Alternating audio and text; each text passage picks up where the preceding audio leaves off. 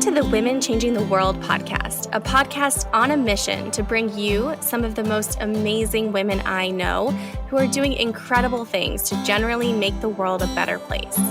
From corporate sustainability to straight up magic and everything in between, you'll meet the real life humans who are birthing the new. I'm your host, Liz Best, and I'm here to amplify the stories and voices of women who are changing the world.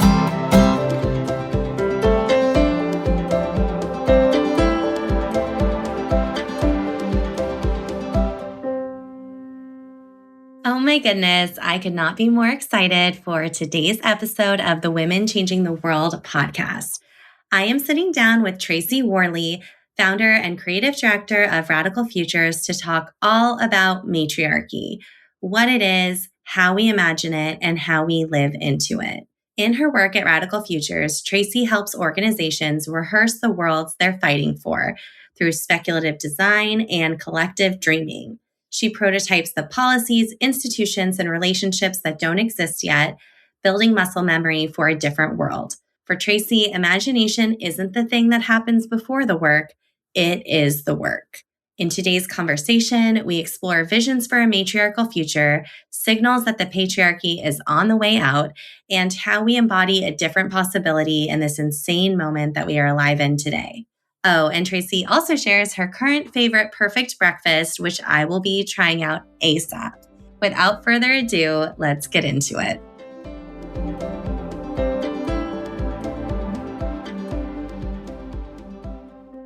I am so excited to have Tracee Worley here with me today, founder of Radical Futures. Tracee, welcome to the podcast. It's so great to have you here. Thanks, Liz. It's great to be here. We have so much juicy stuff to talk about today. We do. But before we get into all the things, I would love to give you space to say hi and introduce yourself to our listeners. Hi, my name is Tracee Worley. I am a futurist and an experienced designer. I've founded my own design studio called Radical Futures. And these days, imagination is like the thing that I can't stop thinking about. And it's the thread through everything I do. So I'm really excited to talk about why that is. Ooh, that's so fun. Imagination is such an invitation, that word. Mm-hmm. I can't wait to talk more about it.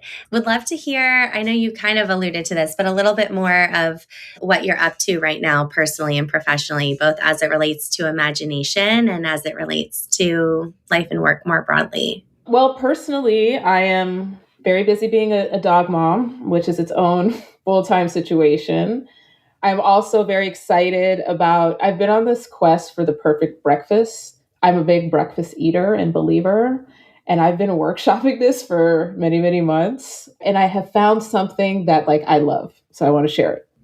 Ooh, please. It's all based on this new item at Trader Joe's. And, they're always discontinuing things. So I hold on to this thing lightly. But it's these frozen potatoes called Trader Joe's Spicy Suds. So good. So I make those, I air fry them, then I put on some refried beans and then eggs and then unexpected cheddar and a little bit of pico de gallo and avocado. And it's just it is chef's kiss. Oh my goodness. And professionally, I have been spending a lot of time imagining matriarchy, actually building out what that world would look like and feel like. What are some of just the ordinary things that would happen under a matriarchy? And I've been inviting other people to do it with me. So it's kind of becoming a practice and taking over my brain in the best way. I love it. I got to do some matriarchy imagining with you recently, and it was so wonderful.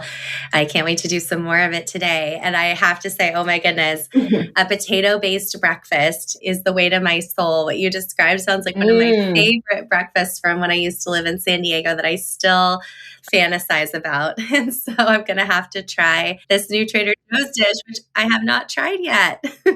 They're very good. It comes with lime and Parmesan. It's like a tangy, kind of spicy potato. Just amazing.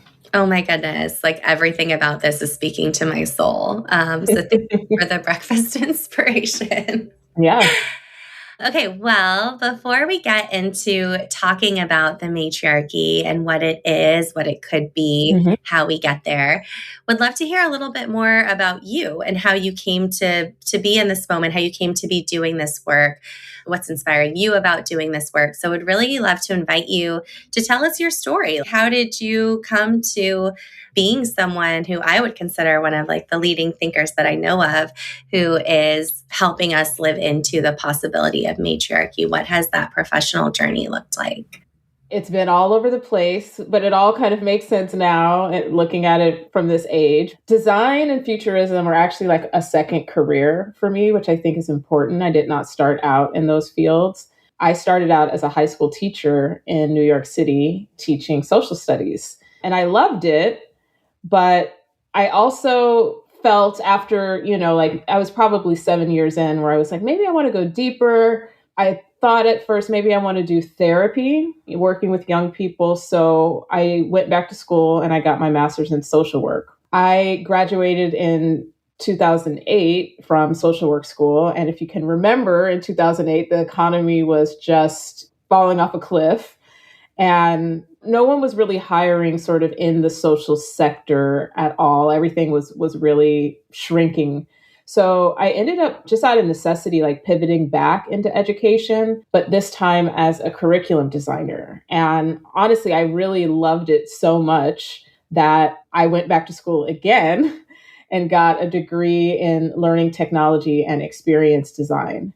And that really opened up this whole path that I'm on now. I worked at an architecture firm that designed schools. And then I worked at IDEO in their design for learning studio. I worked at another organization that's like reimagining the American high school. And, I think the through line looking back is that most of my design work, even my education work, has been about reimagining broken systems. That's my jam. That's what I like to do. I went solo in 2022 and haven't looked back. As I said before, my studio is called Radical Futures. And I've been working with communities and organizations and individuals to imagine the future of things that they really care about. So things like the future of belonging, the future of housing, future of philanthropy. It feels like there are a lot of systems that need reimagining. So I am very busy, luckily, and feeling very grateful for that. Oh, that's so interesting. And yeah, there's certainly no shortage of broken systems needing reimagining. I'm curious if you don't mind sharing what prompted you to go solo, I guess almost around 4 years ago now. Yes. Well, it's the same thing that prompted me to go into futuring. I think the pandemic really shook me. It was not something that I would have ever anticipated that we would be doing.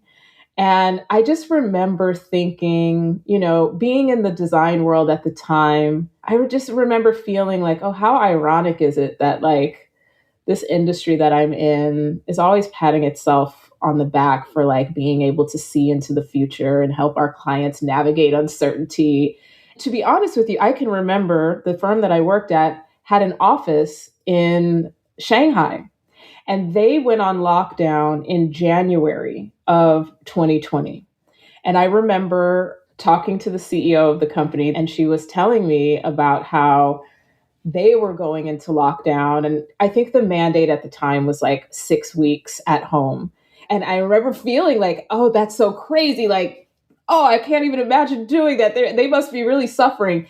And I was thinking, that's not going to happen here. And then, a mere 2, 3 months later, that's what happened for us. So I felt like the pandemic was like a shifting point for me where I started to realize, okay, systems are really very, very fragile.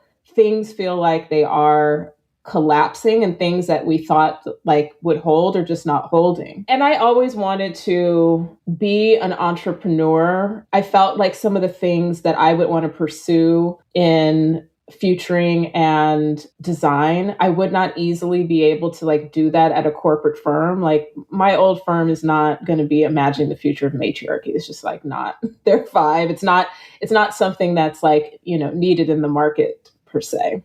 So yeah, in 2022, it was still, in the middle of the pandemic, I saved up a bunch of money because I thought I would take a sabbatical for maybe 8, 9 months. I ended up getting like a lot of opportunities kind of right at that time. And I felt like, well, maybe I shouldn't say no because like, will I get these opportunities in 9 months? So I did it. And I never ended up I had a 2-week vacation in Tulum and that was it. And I've been independent ever since. Oh, wow. That's so cool. I think it's so cool how when we do the work that's on our hearts, like the ways that life, the world, the universe, like meets us in that moment, like how affirming. Mm-hmm. I'll take a break and see how this goes. And Yeah. people are like, actually, we need you right now.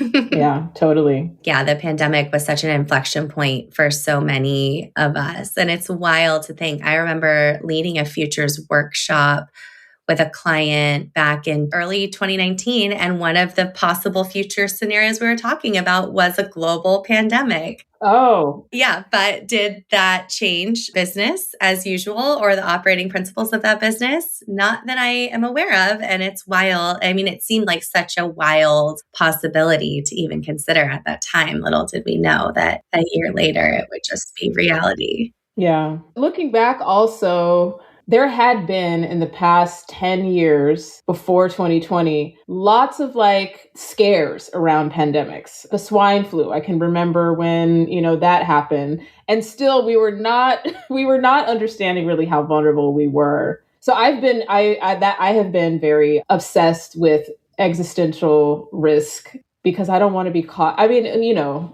life is unpredictable, but I don't want to be as caught unaware by the next crazy thing that's going to happen. Totally. And yeah, just think of how many of us thought like, oh, 6 weeks. I remember thinking like, we'll be back in action after the summer. Yep. It was like inconceivable how long we would be living through that. Yeah, absolutely. Well, I definitely want to talk a lot more about matriarchy and matriarchal futures. And I think we probably should start with a definition for anyone who's uninitiated or unfamiliar. So I'm curious, when you think about the word matriarchy, how do you define matriarchy?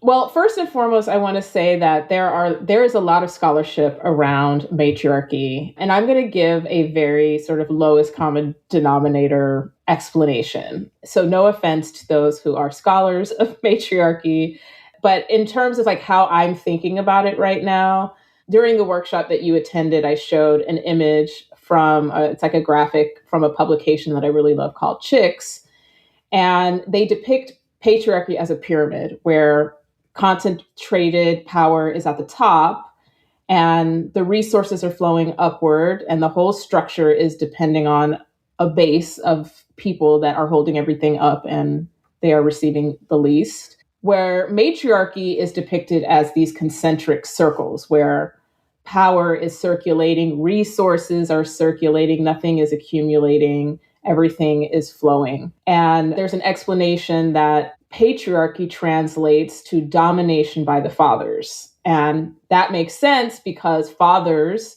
have no natural claim to the beginning. They don't give birth. Whereas matriarchy translates to mothers from the beginning because mothers are the beginning of life. And that Greek root arche has two meanings. It can mean beginning and it can mean domination. I think oftentimes people, there's sort of like a trope that matriarchy is just patriarchy with women at the top. And that is not how I see it. There are matriarchal societies that have existed for centuries, that exist today.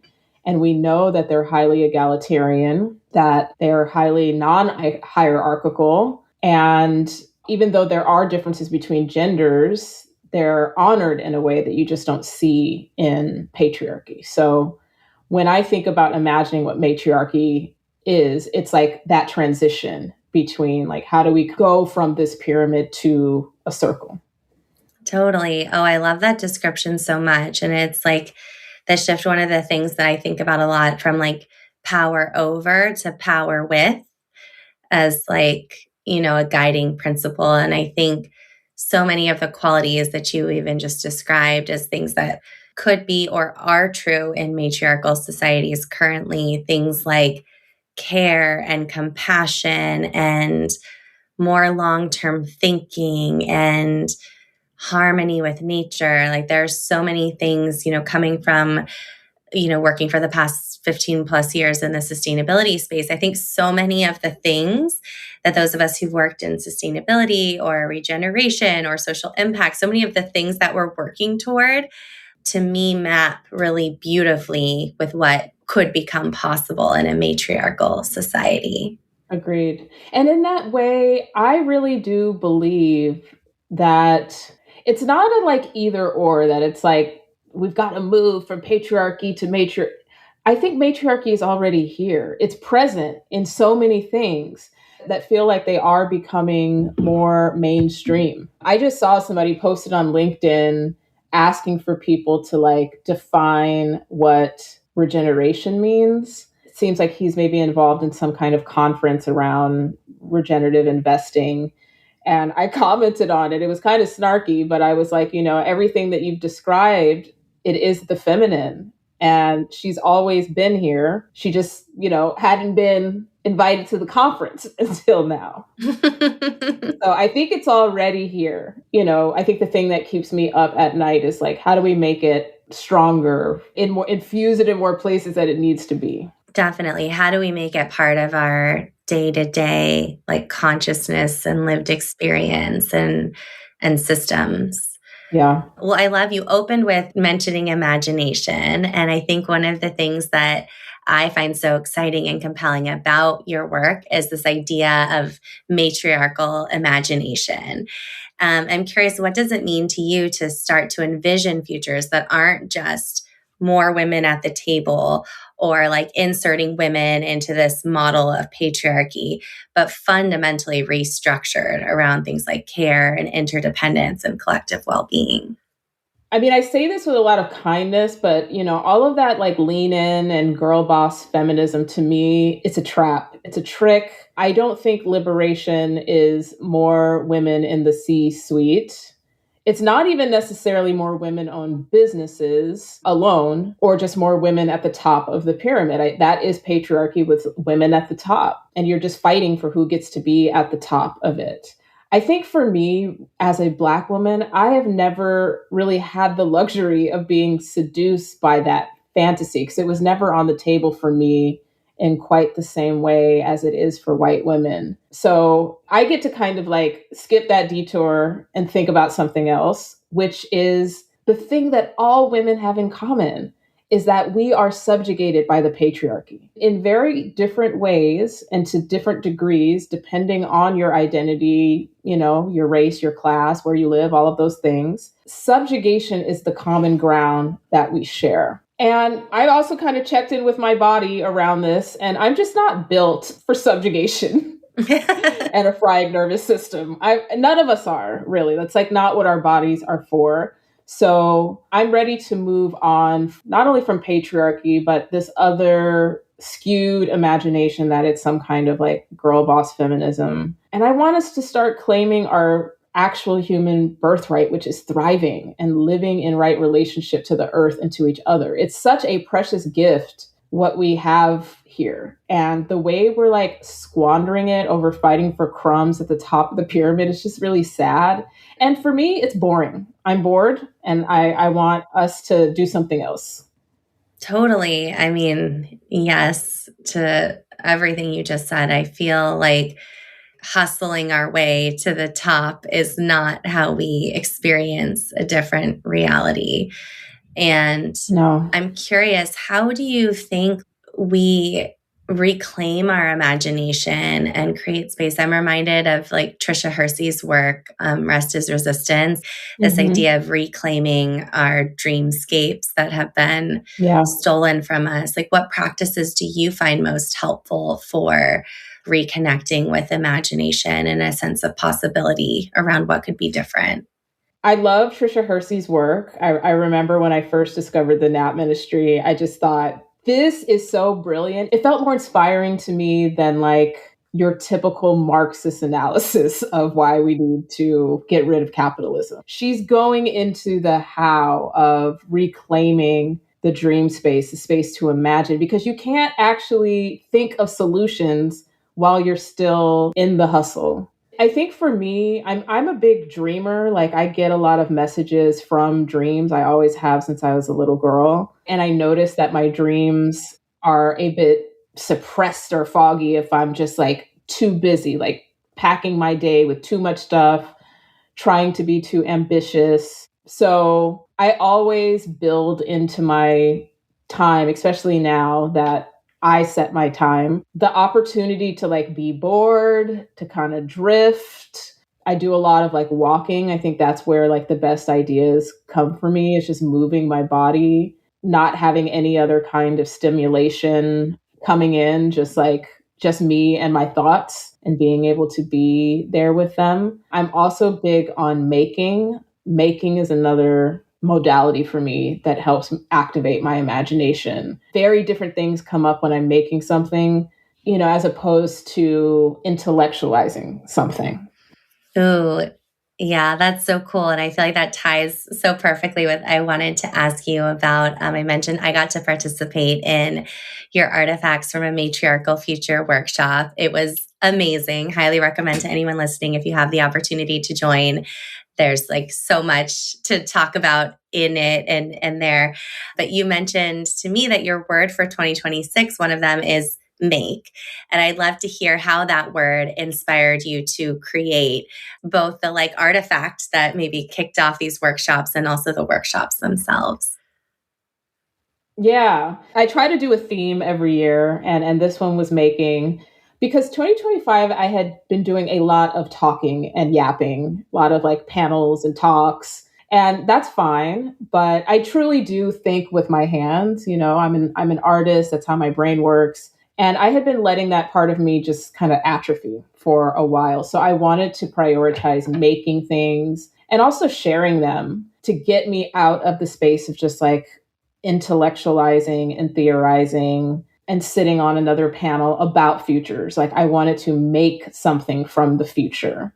And that led to the project that you're referencing called Seneca Falls 2048, where I imagined the 200th year anniversary of the Seneca Falls Convention. So in 1848, that was when women were coming together to demand something very radical of that time, which was the right to vote. And I was like, okay, what would 2048 look like? What are women coming together to demand that feels just as radical for that time, just as impossible as it would be for the people of today or the people of 2048? And the response has honestly been really wild. I feel like I kind of hit a nerve. So I decided to start hosting these workshops where, like small groups of 20 to 25 people come together and imagine their own artifacts from a matriarchal future. It doesn't have to be a conference, but you get to make something and hold it. And it feels very satisfying. I learned so much from these workshops. There's a woman who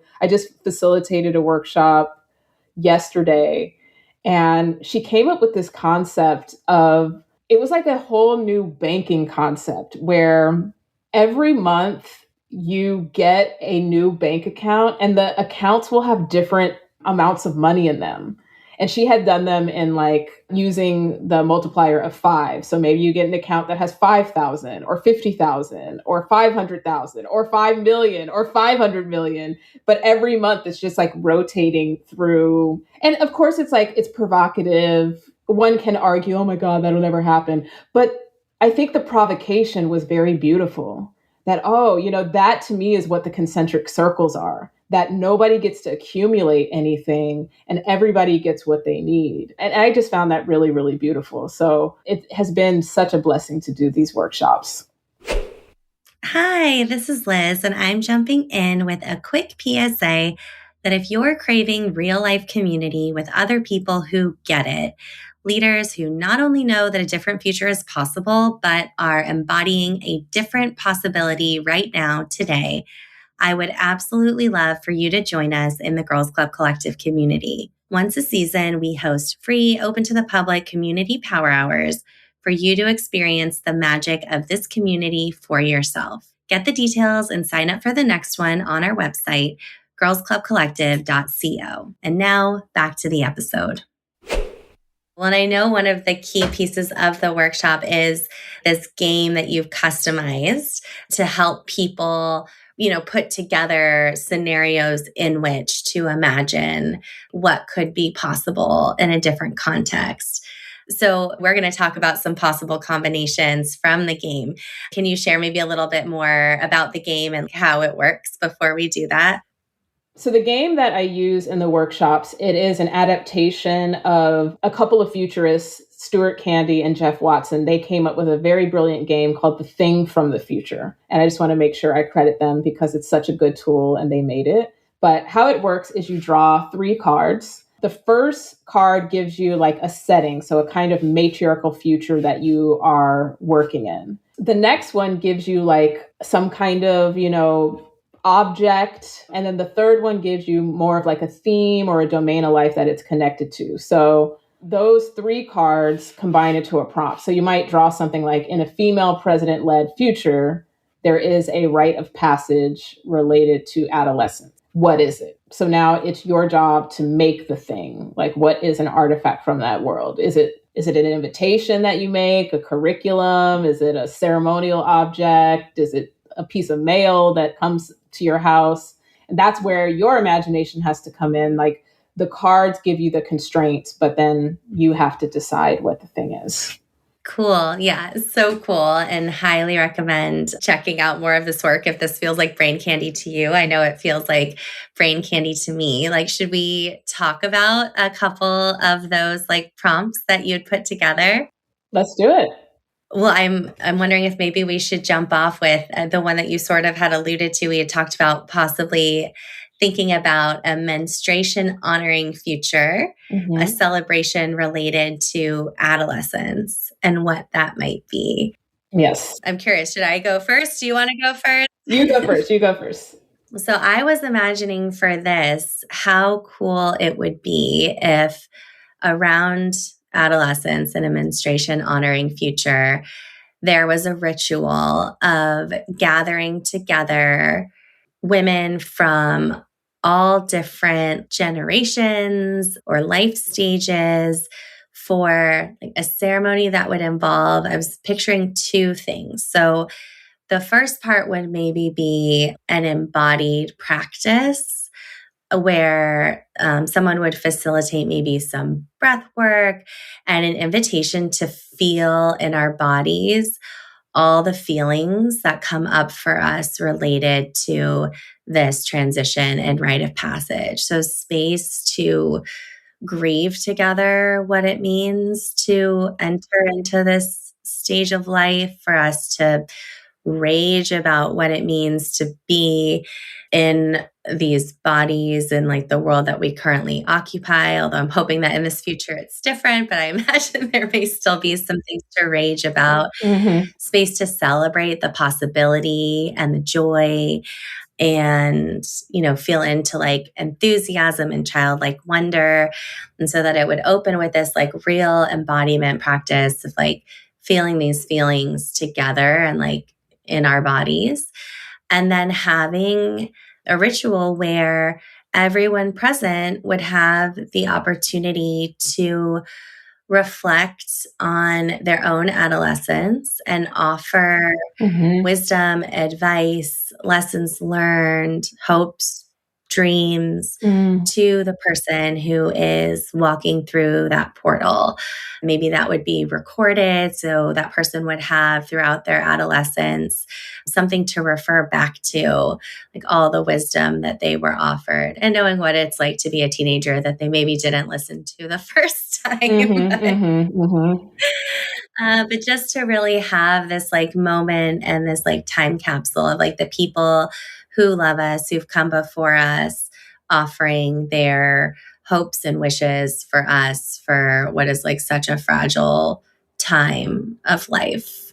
Beautiful. Beautiful. That is so the opposite of what I went through in my own adolescence. So I love that for myself.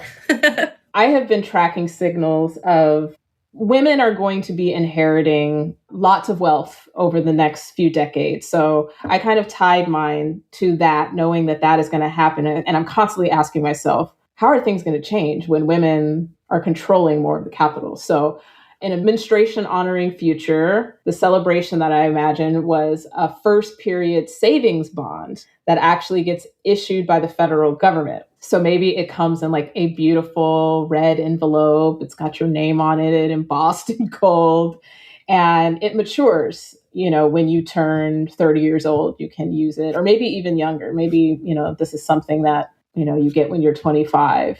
And perhaps the interest rate on it is tied to something like a national care index. Like maybe we've changed the way that we measure value and interest. And this could be the money that you need to like buy your first home or your first car or whatever it is that you want to do. Oh, I love that. I'm like, the red envelope was such a beautiful detail too, but imagining what it would be like to just be initiated in that way. Yeah. Well, should we talk about one more? Sure. Which one do you want to talk about? I'm like, oh, I could talk about this all day. So another one that you had shared with me that I've been turning over in my mind is the idea of a grandmother governed future and a council related to justice. But I'll invite you if you want to share your thoughts first on this one. Would love to hear. Sure. I love this one. I think that restorative justice is another example of matriarchy already being here. And this is kind of simple, but I was imagining like in the council chamber, there's a woven cord. And every time a harm is repaired through some kind of like restorative process, a new thread gets added by the person who caused the harm. And I was imagining, what would this cord look like if it were 40 years long? And it kind of holds the memory of every restoration or harm that has been repaired. Because I wanted to make physical things that feel invisible that are related to like restorative justice. We tend to think that like we want to see people punished. I want to see you in jail. I want to see you locked up. But what kind of like beautiful, maybe it's even like, artistic, physical, tangible thing could show for 4 decades now, we have been restoring harm in this community. Wow, I love the physical, creative nature of that artifact. I feel like when I was thinking about this in a similar vein, but much less like tactile, was imagining what it would be like if, as a starting point for justice, when like a wrong has been committed, that the person who is responsible is invited before a council of grandmothers to reflect on what they think appropriate justice would be. And that like that would be the starting point of like, as in thinking about justice, is like, does this person understand the harm that has happened? Do they have remorse and ideas for how it could be made right? And then this council of elders would reflect on that input and issue a recommendation before any like formal trial or court of law as we know them. I was thinking about how sometimes for some of us, we are our own worst critics, or like the punishment that we would give ourselves would be so much worse than like what a system might offer. And so this idea that there would be this council of elders to calibrate accordingly, like what might actually achieve the outcome of justice in a way that's meaningful, both to the person who committed the harm, but also to the people who've been impacted by the harm. Beautiful. I love that. When I'm a grandmother age, I want to be on that council. Totally. I'm like, can't we just go live in these places now? Like, what a cool way to stay as at a grandmother age, to stay like active and engaged and give back. And like, what a cool way to honor the wisdom of that generation too, in a meaningful way within society, which is so different from, I think, how things often look today. And again, that is happening in places, even on this continent, amongst Indigenous communities. So it's here.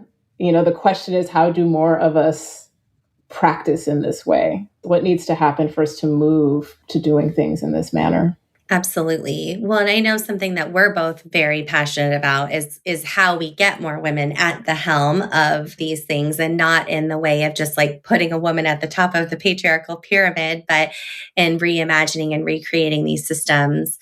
I know futures thinking, forecasting, foresight are things that have historically been dominated by men who tend to predict more of the same, more extraction, expansion, control.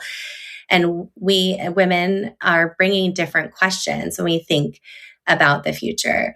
Why do you think that women are going to be essential from getting us out of this current moment of polycrisis if we are to move out of the moment that we're in?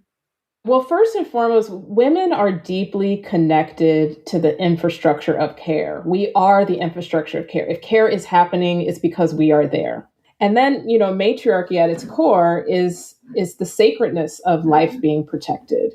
And under patriarchy, that care work gets relegated to free labor, to slavery, really. So something that's invisible and unpaid, and it's extracted from us. And the very thing that is keeping everyone alive, this care, it becomes super, super devalued. We need to remember who we are. Matriarchy is not something that we can treat like a design project. We're not designing it. We're not building it. It's not like a policy. It's more of a frequency. It is what we would naturally create if we were not trapped and enslaved. So for me, the work really is alignment and like getting back in tune with that frequency. So I'm not really interested in fighting with men for inclusion because I don't want to be included in patriarchy. Why would I want that? I was recently at an event with some Haudenosaunee elders, and one of them had said that 52% of the population is women, and the rest of the percentage is their children. And I was like, wow, that's true. It's on us. This is ours to move. And honestly, just like I said, matriarchy is already here. It's not evenly distributed. I believe that patriarchy is dying, perhaps already dead. That's why everything feels so shitty right now. We're like standing in this liminal space between what has always been for tens of thousands of years and what will be. The old thing is rotting, but it hasn't completely fallen away yet. That might still take generations. It likely will. And we are the ones who need to remember who we are, and that this whole thing, life, earth, each other, is worth protecting. I know that there are men who are deeply caring and are connected to the infrastructure of care. But I always tell my friend there's a difference to me between like lowercase like men and the men, uppercase. The men are not going to do it. They've had 10,000 plus years, and it's fine. I feel like we got it from here. Well, I feel like that's such a beautiful invitation. I mean, one thing, as you were talking about, like how we need to, remember who we are and operate on this frequency, I'm reminded of the Haudenosaunee wisdom that you shared ahead of your workshop, or maybe at the opening of your workshop, of like this idea that in a matriarchal society, as women, we are the law. We are not asking for permission. We are the permission. I'm curious if you can share a little bit more about like that quote and like how that has also shaped your thinking about matriarchy and how we can begin to embody it and vibrate on this frequency. This was said by Mama Bear Louise Hearn, who is the clan mother of the Mohawk. She said in that PBS series, Rematriated Voices, that her grandmother used to say, "We're not feminists, we are the law." And it like, I laughed when I heard it, but I also was like, ooh, like I could feel that like the pain in me hearing that too. Because I was like, oh yeah, what would you call yourself if you are not subject to patriarchy? You would never call yourself a feminist because you are you know what your power is. And it just made me realize like, oh, that's the work for me. It is not asking to be included. It is remembering the power that we have, and it's not permission. And I want to share like one extreme version of that, I think, is what we see with the 4B movement that started in South Korea, where women are deciding no marriage, no children, no dating. They're like just not engaging with men. And South Korea is another place where the birth rate is declining so rapidly that they're going to have a lot of problems economically in the future. The US has a version of that, but maybe not as drastic.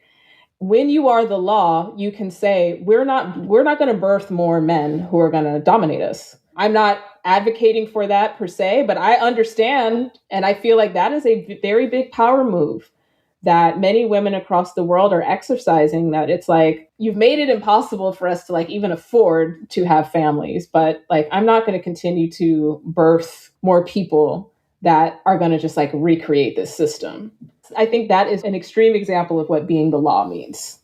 Yes. I mean, and honestly, like you really blew my mind in sharing that. I've been thinking so much about feminism and what it means to be a feminist. Yeah, it just totally undoes, like, I think a lot of the way that I had thought about feminism for so long within this current system. And like, what does it mean to be the law, to be past this, like advocating for change within our current system? I feel like I'm going to be turning that over in my brain for a long time. Me too. Well, I'm curious, it is a totally insane time to be a person in the world. And I feel like you are someone who's meeting this moment and showing up in a way that is so needed. How are you balancing optimism versus realism as both like an entrepreneur and as, a designer, a futurist, and a person in the world today? Yeah. I think a lot of it has to do with just like the age and stage that I am in my life. What I'm doing now, I could not have done even 10 years ago. When you reach your mid 40s, a lot of the fantasies that powered your 20s and your 30s just start to dissolve. And you start to realize, like, oh, these were just fantasies and lies. So, like, the knight in shining armor who's going to come and sweep you off your feet and save you, not coming. The idea that you're going to save the world because you've had a particular type of education and they've told you that, you're one of the global leaders, climbing the career ladder to where exactly? That's like, okay, I'm going to go climb the ladder on top of a pyramid that's on fire. The fantasy that if you just lean in hard enough, you're going to be rewarded. I mean, there's all kind of stuff. The right skincare routine or wellness practice is going to stop you from aging. That having kids is going to complete you in some kind of way. Or that being likable and just like accommodating as a person is going to get you places. All of these things have started to kind of like fall off of me. The idea that there's some government or institution or adult in the room that's going to step in and fix this system. And by your mid 40s, at least this has been my experience, that I'm starting to see, oh, that's not what's happening here. And I think that, some of these realizations could be very devastating, but for me, it's actually been very freeing, because once all of the fantasies have fallen away, I feel like I can clearly see what I'm here to do, which contributes to a sense of optimism. I'm not sure I would use that word. I don't know what word I would use, but I tend to think that I'm just like one humble node in a lineage. I've got generations of women behind me, generations of women ahead of me, and all of us are moving towards something. I might not be the one who gets to see matriarchy like fully manifest in the utopian way that I would love tomorrow. That's probably not my role. So I'm not so naive to think that I'm going to achieve anything in my lifetime. But what I am trying to do is do my part to like remember that I'm the law, to compost a lot of my fear so that something new can be born. And I think for me, that's it. It's just to take the terror and the grief and the rage and turn it into soil to compost. And it's very humble, but I do think that that's actually how change happens. It's not through like one person's big moment. It's just a lot of people doing their small part of the tending. And that's what my workshops feel like. It's so humble. Like we're just when you look at the things that are coming out of these workshops, it's not like, high gloss Silicon Valley renderings. It's very humble collaging, but it does feel like it's a lot of people doing their small part of that work. And I have zero to benefit from patriarchy, like literally nothing. So this is all I know how to do. There's no other option that really makes sense for me. So I operate in this humble way. I'm doing it for, your great, great, great granddaughter. I feel like we all owe the future that much. I love that reflection so much. It's like, how do we each just show up and play a small part, like within the realm of what's within our control, to just move the ball down the field, so to speak, to just make this more and more and more possible and more and more and more real. Yeah. Well, I feel like that's like the perfect note to end on. I also know that you have some really cool workshops coming up, a snail mail club that I immediately signed up for that just launched. Would love to hear the best ways for us to engage with and support your work right now. Yes. So I have a few workshops coming up. One is going to be another artifact making workshop, but this is a special edition that is about exploring the anti-war radical roots of Mother's Day. So there will be one on May 17th from 11 a.m. to 1 p.m. Pacific time, and these happen on Zoom. I have my Letters from the Future Snail Mail Club. So this is my way of getting even deeper into imagining matriarchal futures. So once a month, a letter will arrive from a future where women have been running things for long enough that it's just how it is. So you get a letter from someone or something living there, and an artifact from their world, and like a ritual for you to practice in your world. And you have to sign up by the 20th of a month to receive mail for the following month. And all of those things you can find on my website, which is radicalfutures.studio. And I am also Radical Futures Studio on Instagram. Cool. Yeah, you beat me to my next question, which is like the best way and ways and places for people who want to find you, want to follow you, want to keep up with you. I know you're also active on LinkedIn. So where are the best ways for people to be inspired by your imaginings for a matriarchal future? Yes, you could find me on LinkedIn under my name, Tracee Worley, Tracee spelled with 2 E's. And then my website, radicalfutures.studio, and Radical Future Studio on Instagram. So you can find on my website links to my workshops as well as the Snail Mail Club. Oh, that's so cool. Well, we'll definitely be sure to share all the links to all the things in the show notes. So if you're listening to this, check them out. Tracee, I'm so grateful. This conversation has been such a gift. I feel having had like the gift of being in your presence, it makes this future that I think so often on the hard days can feel so far away, really feel like it's already alive within us. I mean, meeting you felt like such kismet, and I feel like there's so many of us who are working to make this a reality. So thank you so much for everything that you're doing to make matriarchy feel more possible and help us imagine our way there. Oh, thank you, Liz. It's been wonderful speaking with you, and I'm glad to meet you and know that you're doing what you're doing to make matriarchy real. That's what we all got to do in our, individual humble ways. Absolutely. Thank you so much for tuning into this episode of the Women Changing the World podcast. Please rate and review the podcast wherever you're currently listening to it, and don't forget to subscribe for future episodes. You can find me on Instagram at liz.best, that's lis.best, and you can find Girls Club Collective at girls_club_collective. You can also find us on LinkedIn by searching for Liz Best, that's my name, LISBEST, and Girls Club Collective. Join our mail list by visiting the Girls Club Collective homepage and scrolling down to the bottom. You'll be in the loop on upcoming events, retreats, and opportunities to make magic with us, and you'll also receive a monthly love note from my heart to your inbox. I am so excited to keep in touch.